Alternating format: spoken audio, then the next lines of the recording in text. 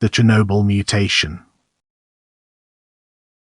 In the small town of Pripyat, Ukraine, nestled in the shadow of the towering Chernobyl nuclear power plant, a dark force was silently at work.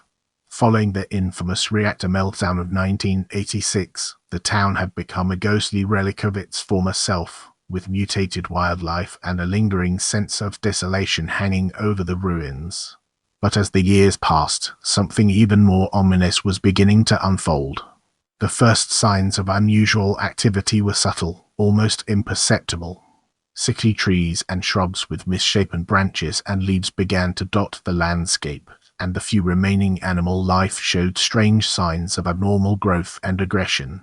But soon the effects of the radiation began to take a more sinister turn.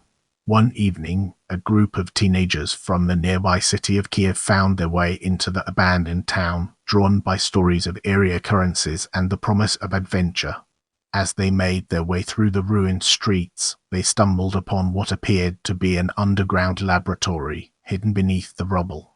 Drawn forward by curiosity and a sense of impending dread, the group descended the stairs, and were soon greeted by the sight of various mutated creatures, the likes of which they had never seen before.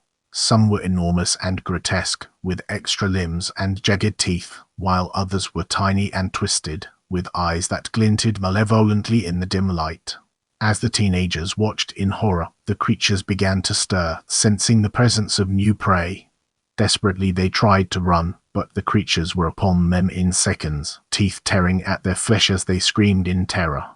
Years later, an eerily similar scene would play out again, with another group of adventurers entering the radioactive ruins of Pripyat, and never returning.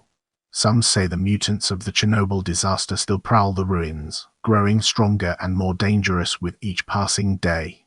Others warn of the unseen forces that lurk in the shadows, cunning and malevolent, waiting to claim their next unsuspecting victim.